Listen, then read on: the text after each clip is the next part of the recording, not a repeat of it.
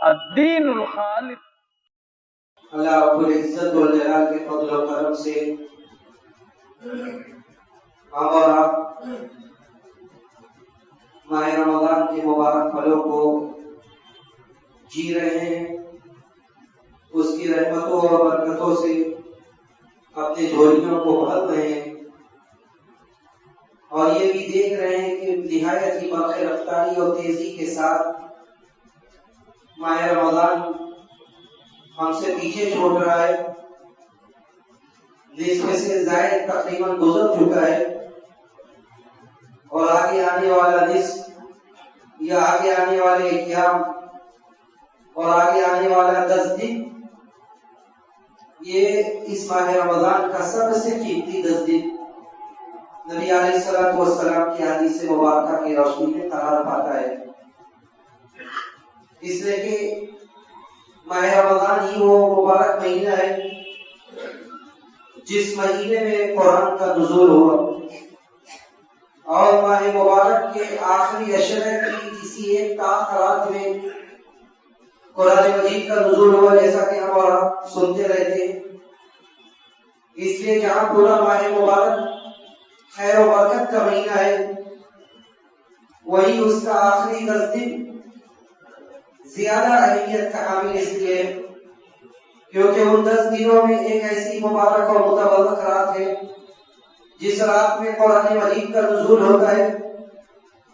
اور قرآن مجید کے نزول ہونے سے مراد یہ ہے کہ اس ایک رات میں اللہ سبحانہ و تعالی یا تو قرآن مجید کے نزول کی ابتدا فرماتا ہے، اور یا تو مفسرین اور محدثین نے اس کا موقف اور اس کا مطلب یہ بیان کیا ہے کہ اس ایک رات میں، قدر کی مبارک رات میں، پورا قرآن ایک ساتھ لوح محفوظ سے آسمان دنیا پر نازل کر دیا جاتا ہے۔ آسمان دنیا سے مراد یہ ہے جو سب سے قریب ہم سے آسمان ہے، لوح محفوظ سے آسمان دنیا پر ایک ساتھ پورا قرآن نازل کر دیا جاتا ہے، اور اس کے بعد کم و بیش 20 سال یا اس سے زائد کے عرصے میں قرآن حالات و ظروف کے حساب سے، حالات و ظروف اور ضروریات اور ماحول کے حساب سے نبی علیہ الصلوۃ والسلام پر ایک ایک آیات، بعض موقع پر ایک ایک سورت کر کر نازل کیا گیا۔ یہ اس قرآن کے ماہ مبارک میں نزول کا مطلب ہے۔ تو بزرگوں اور دوستوں، ماہ مبارک، یہ رمضان کا یہ مبارک مہینہ، اس کا قرآن سے بڑا گہرا ربط ہے۔ قرآن سے اس کی نسبت بڑی گہری ہے، رمضان کی نسبت قرآن سے بڑی گہری ہے، اور قرآن کی نسبت رمضان سے بڑی گہری ہے، کیونکہ اسی مہینے میں جب قرآن کا نزول ہوتا ہے، اسی مہینے میں اللہ سبحانہ و تعالیٰ قرآن کو نازل کرتا ہے، اور اس مہینے میں قرآن کے نزول کا سب سے بڑا مقصد یہ بھی ہے کہ ماہ مبارک کے روزے کا مقصد، سب سے بڑا مقصد یہ تھا کہ ہم اور آپ اپنے دلوں کو پاک و صاف کر لیں، ہم اور آپ اپنے دلوں کو پاک و صاف کر لیں۔ دلوں میں جو گندگی، جو برائی ہے، جو ایسی چیزیں ہیں جو ہمارے دلوں میں تقویٰ کو پیدا ہونے سے رکاوٹ پیدا کر رہی ہے، ان ساری چیزوں کو دور کر دیا جائے۔ تو قرآن میں وہ سب کچھ ہے، قرآن میں وہ سب کچھ ہے جس کے ذریعے سے دلوں کی طہارت ہو سکے، جس کے ذریعے سے دلوں کی پاکی ہو سکے۔ اسی لیے قرآن کے نزول کے لیے غالباً ماہ مبارک کو منتخب کیا گیا، جس میں کہ اللہ نے فرمایا کہ وَنُنَزِّلُ مِنَ الْقُرْآنِ مَا هُوَ شِفَاءٌ وَرَحْمَةٌ، کہ ہم نے قرآن کو نازل کیا۔ قرآن میں ایسی آیات ہیں، قرآن میں ایسی تعلیمات ہیں، قرآن کے ایسے مشمولات ہیں جس میں تمہارے لیے اور ہم سب کے لیے شفا ہے۔ مَا هُوَ شِفَاءٌ وَرَحْمَةٌ، جس میں شفا ہے، دلوں کے بیماری کے لیے شفا ہے، ظاہری امراض کے لیے شفا ہے، وَرَحْمَةٌ لِلْمُؤْمِنِينَ، اور مسلمانوں کے لیے رحمت ہے، اور مسلمانوں کے لیے رحمت ہے۔ یا ایھا الناس قد جاءتکم موعظۃ من ربکم وشفاء لما فی الصدور، مسلمانوں تمہارے اوپر ایسی واعظ و نصیحت کی آیات آئی ہیں، اللہ کی طرف سے ایسی آیات نازل کی گئی ہے، قد جاءتکم موعظۃ من ربکم، اللہ کی طرف سے موعظت، عبرت و موعظت کی آیات اور نشانیاں نازل کی گئی ہیں، اور اس میں تمہارے لیے ہدایت کا سامان ہے، اس میں تمہارے لیے ہدایت کا سامان ہے، اور اس میں تمہارے لیے شفا یابی ہے دلوں سے امراض کے لیے۔ اس میں تمہارے لیے دلوں سے امراض کے لیے شفا یابی ہے۔ اس لیے رمضان میں خاص طور سے رمضان کے آخری دنوں میں قرآن سے جتنا تعلق انسان مضبوط کر سکے اتنا مضبوط کرنے کی کوشش کرنی چاہیے، کیونکہ یہ بڑے مبارک ایام میں اور ان ایام میں اور ان لیالی میں ان راتوں میں قرآن کے نزول کی اطلاعات ہے۔ اس لیے جس قدر سلف سے ہو سکتا تھا سلف نے کر کے دکھایا کہ سارے چیزوں سے وہ کنارہ کشی اختیار کر کے صرف اور صرف قرآن کی تعلیم، قرآن کی تلاوت اور قرآن کے ذریعے اپنی تربیت، اس میں تدبر، غور و فکر، انہی سارے چیزوں پر فوکس کرتے تھے ماہ رمضان کے دنوں میں اور خاص طور سے آخری عشر میں۔ اس لیے کہ رمضان کے موسم میں اگر قرآن کے ذریعے ہمارے دلوں کے حالات نہ بدلے تو یہ سوچنے کا لمحہ ہے، یہ سوچنے کا لمحہ ہوگا کہ ماہ رمضان میں بھی قرآن کی آیات ہمارے دلوں پر اثر انداز نہیں ہو رہی۔ اس لیے کہ یہی قرآن کی آیات تو تھی، یہی قرآن کی آیات تھی جس نے مکہ کے لوگوں میں ان کے دلوں میں ہلچل پیدا کر دی۔ اس لیے کہ مسلمانوں کے پاس مکی زندگی میں اللہ کے رسول صلی اللہ علیہ وسلم کے نبوت کے بعد مکی زندگی میں مسلمانوں کے بے سہارا کے وقت مسلمانوں کے پاس جب کوئی سہارا نہیں تھا، اس وقت مسلمانوں کے پاس سب سے بڑا سہارا اور سب سے بڑا آسرا یہی قرآن کا تھا، سب سے بڑا معجزہ تھا قرآن۔ قرآن کے ذریعے مسلمانوں نے اپنی صداقت کی دلیل پیش کی، نبی علیہ السلام کی رسالت کی تصدیق اور رسالت کی سچائی کی سب سے بڑی دلیل یہی قرآن مجید کی آیات تھی، اور اسی لیے قرآن مجید کے ذریعے نبی علیہ السلام قرآن پڑھ کے لوگوں کو سناتے تھے، ہر جگہ قرآن کی تلاوت کی جاتی تھی۔ اس لیے کہ اللہ نے آپ کو یہ حکم دیا تھا کہ وَرَتِّلِ الْقُرْآنَ تَرْتِيلًا، یہ نبی کو حکم دیا جا رہا ہے کہ وَرَتِّلِ الْقُرْآنَ تَرْتِيلًا، کہ قرآن کو ٹھہر ٹھہر کے آپ پڑھتے رہیے، قرآن کو ٹھہر ٹھہر کر آپ پڑھتے رہیے، اور آپ نے اس طرح پڑھا اور اس طرح لوگوں کے دلوں کی کایا پلٹ گئی، اس سے لوگوں کے دلوں کی دنیا بدل گئی کہ آپ اگر واقعات پڑھیں تو آپ کو حیرت ہوگی کہ کیسے چند آیات نے کیسے لوگوں کے دلوں کی دنیا بدل دی۔ نبی علیہ السلام کے سامنے مکہ کے سرداروں میں سے، بڑے لوگوں میں سے، سرغلہ میں سے عتبہ آتا ہے اور آ کر نبی علیہ السلام کو سمجھانے کی کوشش کرتا ہے،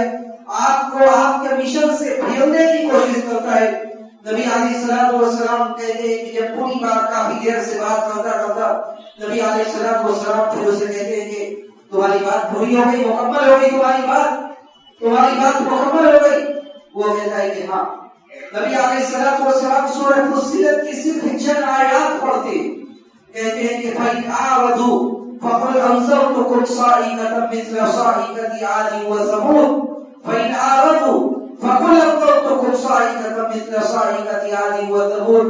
اگر وہ لوگ اعراض کریں گے، اگر وہ لوگ رومردانی کریں گے، نبی آپ ان سے کہہ دیجیے کہ اگر رومردانی کرو گے تو میں تمہیں ویسے ہی عذاب سے ڈراتا ہوں، ویسے ہی عذاب اور ویسے ہی بجلی سے ڈراتا ہوں جیسا عذاب قوم عاد اور قوم ثمود پر آیا تھا۔ یہ آیت سننا تھا، یہ آیت صرف سننا تھا کہ عتبہ آپ کے منہ پر، آپ کے زبان پر ہاتھ رکھنے لگتا ہے اور کہتا ہے کہ کفیت یا محمد، بس کر دیجیے، یہی کافی آپ کے لیے، بس۔ یعنی اتنا ڈر جاتا ہے، ایسا خوف میں مبتلا ہوتا ہے کہ کہنے لگتا ہے کہ آپ بس عمل پڑھیے گا۔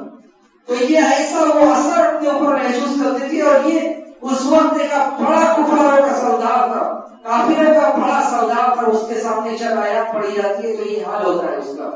حضرت ابوبکر رضی اللہ تعالیٰ عنہ بڑے رقیق القلب آدمی تھے، یعنی جلد ان کو رونا نہیں لگتا تھا، قرآن کی آیات پڑھتے تھے، بہت جلد متاثر ہوتے تھے۔ حضرت ابوبکر رضی اللہ تعالیٰ عنہ اپنے گھر کے صحن میں تلاوت کرتے روتے، اور یہ آواز جب باہر جاتی، یہ آواز جب مکہ کے اور کافروں کے گھر کی عورتوں میں، ان کے بچوں میں جاتی، وہ سب اس قدر متاثر ہوتے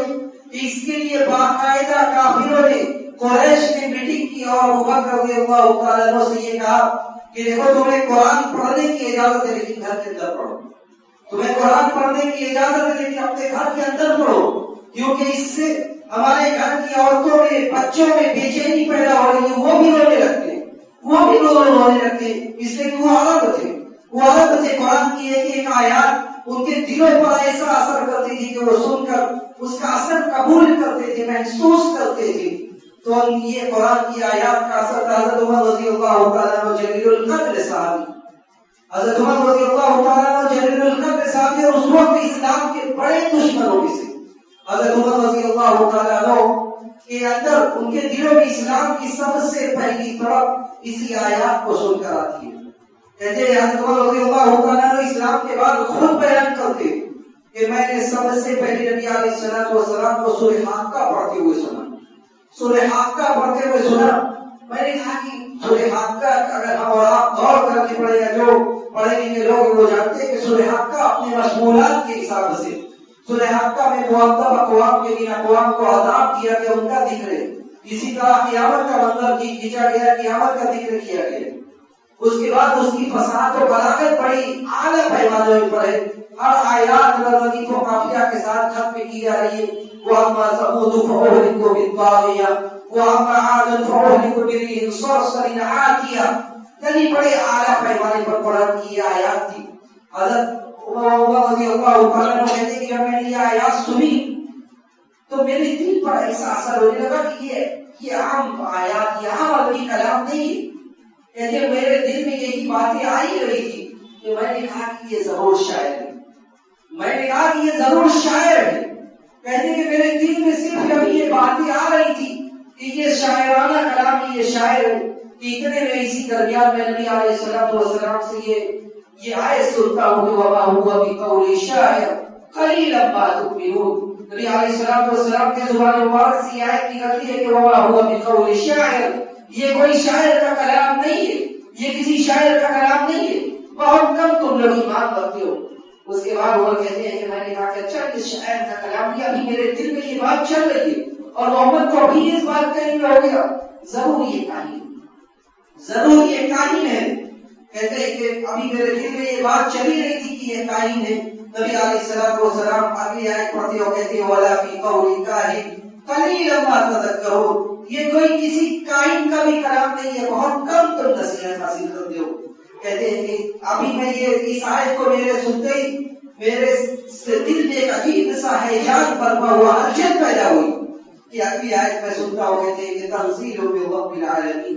تنزیل من رب العالمین، یہ نہ تو شاعر کا کلام ہے نہ کاہن کا کلام ہے، بلکہ تنزیل من رب العالمین، یہ سارے جہاں کے رب کا نازل کردہ یہ کلام ہے۔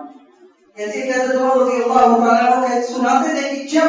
یہ آیت میں نے سنی تنزیل من رب العالمین، کہ یہ سارے جہاں کے رب کا نازل کردہ یہ کلام ہے، کہتے ہیں کہ سنتے ہی گویا کہ میرے دل کی دنیا بدلنے لگی۔ اس وقت موقع پر وہ اسلام نہیں لائے، اس موقع پر اسلام نہیں لائے، اس کے بعد اسلام لے، لیکن کہتے ہیں کہ شروعات یہیں سے ہوئی کہ میں نے یہ سنا اور اس کے بعد دل کی دنیا بدلنے لگی۔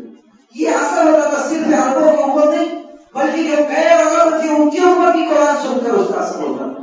نجاشی کے دربار میں حضرت جعفر طیار رضی اللہ تعالیٰ عنہ مشہور واقعہ لمبا، جب بلایا تو اس نے اور حضرت جعفر رضی اللہ تعالیٰ عنہ نے سورہ مریم پڑھنا شروع کیا، وہ زار و خطاب ہونے لگتا ہے۔ حضرت جعفر شروع کرتے ہیں کاف ہا یا عین صاد ذکر رحمت ربک عبدہ زکریا۔ کہتے جیسے حضرت جعفر رضی اللہ تعالیٰ عنہ سورہ مریم شروع کرتے ہیں، وہ سنتے سنتے درباری دیکھتے ہیں کہ وہ سن رہے، اس کی آنکھوں سے زاروں کے دار آنسو بہ رہے، یہ عربی نہیں تھا، اس کے باوجود ایسا اثر۔ اور کہتا ہے آخر میں حضرت جعفر سے جب پڑھ کے فارغ ہو جاتے ہیں تو کہتا ہے یہ کوئی اور کلام نہیں، یہ کوئی اور کلام نہیں بلکہ یہ وہی کلام ہے، یہ وہی کلام ہے جو کلام حضرت عیسیٰ علیہ الصلوۃ والسلام پر نازل کیا گیا۔ تو یہ قرآن کا اثر لینا، قرآن کا اثر ہمارے دلوں پر جاری ہو، قرآن سے ہمارا دل میں ہلچل پیدا ہو، یہ ہر مسلمان کو اپنے اندر محسوس ہونا چاہیے کہ ایسا ہو۔ اس لیے کہ قرآن کی آیات صرف پڑھنا نہیں، بہت زیادہ پڑھنا اور اس کا اثر نہ محسوس ہونا، یہ ایک بڑا لمحہ ہے، یہ بڑا فکر کرنے کا موقع ہے کہ بہت زیادہ پڑھا جائے اور کچھ اثر نہ ہو۔ امام آجوری کہتے تھے کہ بہت زیادہ پڑھنے سے، بہت زیادہ پڑھنے سے زیادہ بہتر یہ ہے کہ آدمی تھوڑا پڑھے لیکن اس کو میں غور و فکر کرے اور اس کا اثر اس کے دل پر ہو، تھوڑا پڑھے اس کا غور، اس کا نتیجہ اس کے دل پر ہو۔ اگر مثال کے طور پر ایک آدمی دن میں 3 اجزاء پڑھ رہا ہے، 2 اجزاء پڑھ رہا ہے، تو وہ 3 اجزاء اور 2 اجزاء میں سے کچھ وقت ایسا خاص کرے کہ اس وقت وہ قرآن کی آیات کا معنی، اس کا مفہوم، اس کا مطلب پڑھے تاکہ سمجھے، اس لیے کہ سلف قرآن کو اللہ کا پیغام سمجھ کر اس کے ساتھ ڈیل کرتے تھے اور یہ سمجھتے تھے کہ یہ اللہ کے میسیجز ہیں، یہ اللہ کے پیغام ہے، اسی لیے اس کو ایسے ہی پڑھتے تھے، ایک ایک چیز کا حل قرآن کے ذریعے تلاش کرتے تھے۔ اور اسی لیے علامہ ابن القیم نے کہا کہ فلا انفع لشیء فلا انفع لقلب من القرآن فلا انفع شیء للقلب من القرآن، قرآن سے زیادہ کوئی بھی چیز دل کے لیے نفع بخش نہیں، قرآن سے زیادہ کوئی بھی چیز دل کے لیے نفع بخش نہیں، اس لیے پڑھیں اور غور و فکر کے ساتھ پڑھیں اور یہ سوچ کر پڑھیں کہ ہمارے دلوں پر اثر انداز ہو، اس لیے کہ قرآن کا پڑھنا، اگر جو آدمی مشکل سے بھی پڑھتا ہے، یہ بھی اللہ کا کرم دیکھیں کہ ایک آدمی قرآن کو بہت ہی خوش اسلوبی کے ساتھ اور اچھی تلاوت نہیں کر پاتا ہے، لیکن ایسے لوگوں کو بھی مایوس ہونے کی ضرورت نہیں۔ نبی علیہ الصلوۃ والسلام نے کہا کہ المثل الذی یقرأ القرآن، جو آدمی قرآن پڑھتا ہے وَهُوَ مَاهِرٌ مَعَهُ وَهُوَ مَاهِرٌ بِهِ، اور وہ اس کے قرآن پڑھنے میں ماہر ہے، فَالسَّفَرَةِ الْكِرَامِ الْبَرَرَةِ، وَالَّذِي يَقرأ الْقُرْآنَ وَيَتَتَعَتَّعُ فِيهِ وَهُوَ عَلَيْهِ شَاقٌّ فَلَهُ أَجْرَانِ، کہ ایک آدمی بہت اچھے سے قرآن پڑھتا ہے، بہت اچھے سے قرآن پڑھتا ہے، جس کا کیا نتیجہ ملے گا اس کو قیامت کے دن یہ بزرگ برتر فرشتوں کے ساتھ ہوگا، فَالسَّفَرَةِ الْكِرَامِ الْبَرَرَةِ وَالَّذِي يَقرأ الْقُرْآنَ، لیکن جو آدمی قرآن پڑھتا ہے وہ يَتَتَعَتَّعُ فِيهِ، اور وہ اس میں اٹکتا ہے، اٹک کر قرآن پڑھ رہا ہے، کہتے ہیں وہ علیہ شاق، اس کے اوپر پڑھنا دبھا ہو رہا ہے، مشکل ہو رہا ہے، تو اسے ہمت آنے کی ضرورت نہیں ہے، بلکہ اس کے لیے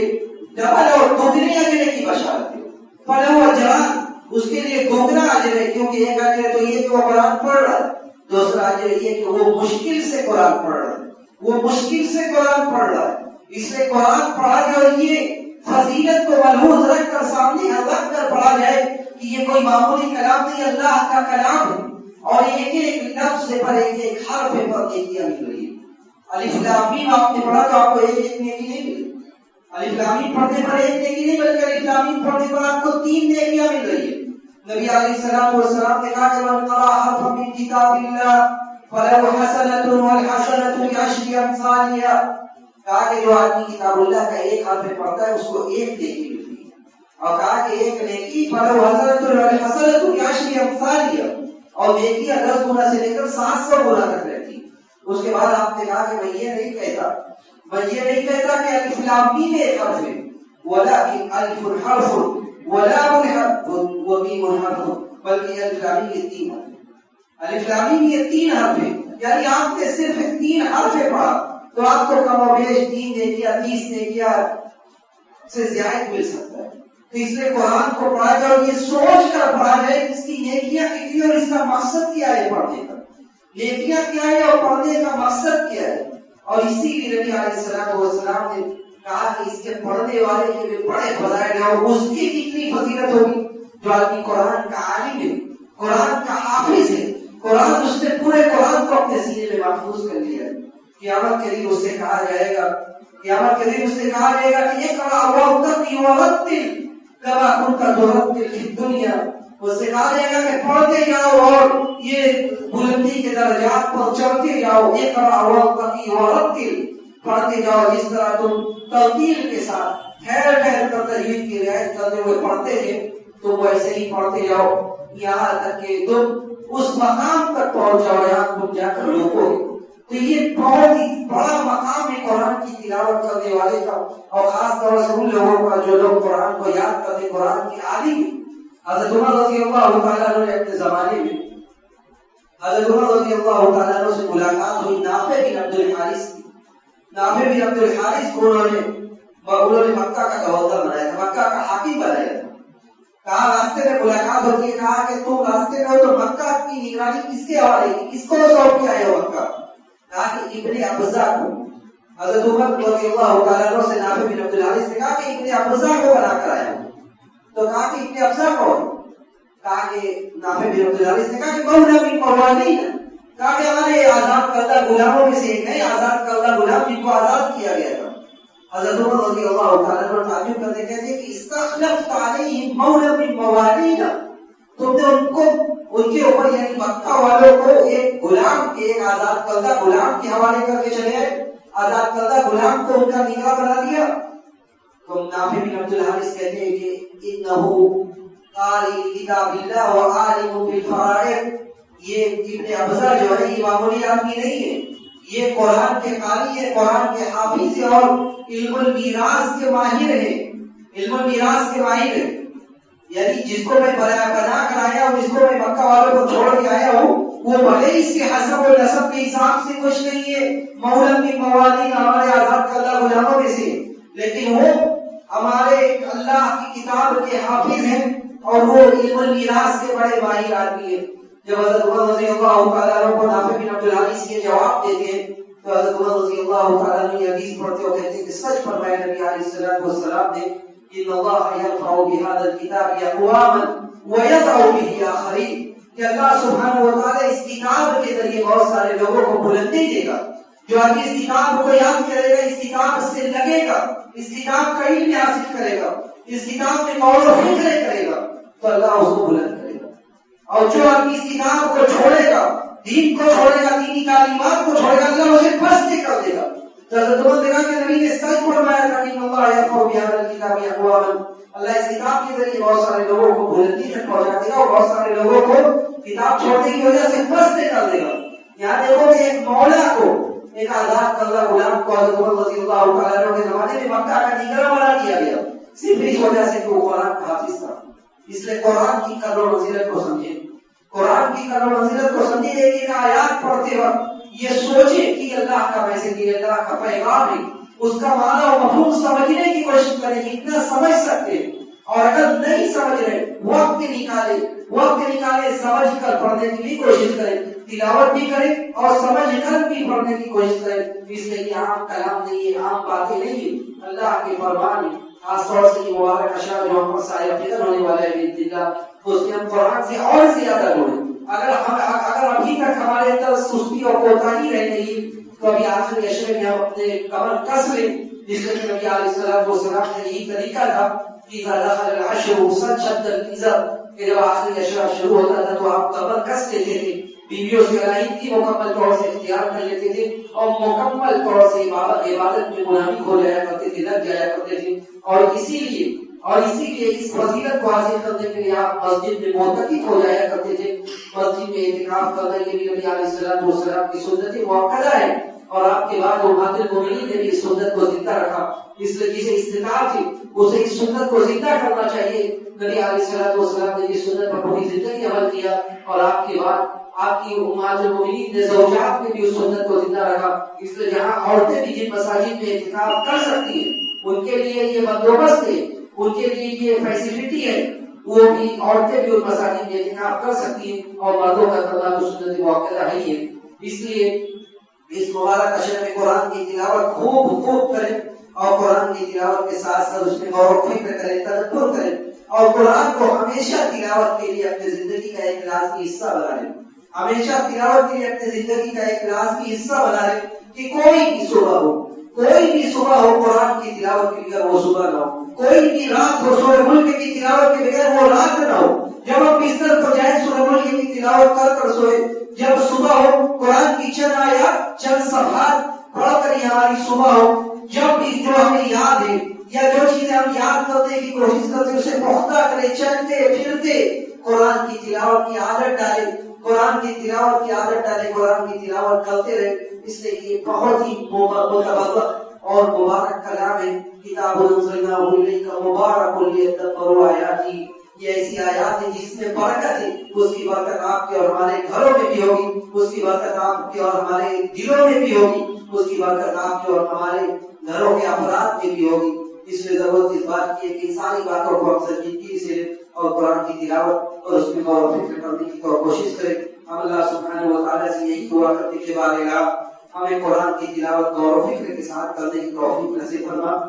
بارگاہ تو ہمیں ان لوگوں میں شامل کر دے جو قرآن کی تلاوت کرتے ہیں، اس سے عبرت و نصیحت حاصل کرتے ہیں، اس کی آیات پر عمل کرتے ہیں، اس کی آیات کی غور و فکر کرتے ہیں۔ بارگاہ ہمیں جو بے رحم بیمار ہیں تو ان کی بیماری سے شفا کاملہ عاجلہ نصیب فرما، جو بے روزگار ہیں تو برسر روزگار کر دے، جو برسر روزگار ہیں تو ان کے رزق میں ترقی نصیب فرما۔ بارگاہ جو مقروض ہیں تو انہیں قرض کی ادائیگی کی توفیق دے۔ بارگاہ جو کسی بھی طرح کے مصیبت سے جوجھ رہے ہیں، بارگاہ تو ان کے لیے شفا یابی کی سبیل پیدا کر دے۔ بارگاہ تو ہمارے مراکز و مساجد کی حفاظت فرما، بارگاہ تو ہمارے مدارس و مراکز کی حفاظت فرما، بارگاہ تو اس ملک میں مسلمانوں کی عزت و وقار کی حفاظت فرما، بارگاہ تو ہم سب کو ایمان و اسلام والی سعادت والی زندگی نصیب فرما، صحت و عافیت والی زندگی نصیب فرما، عزت و وقار والی زندگی نصیب فرما، ایمان پر ثابت قدمی نصیب فرما، اور جب اس دنیا سے جانے کا وقت آئے تو اب اس بات کی توفیق دے کہ ہمارا آخری کلمہ کلمہ توحید ہو۔ وآخر دعوانا الحمد للہ رب العالمین۔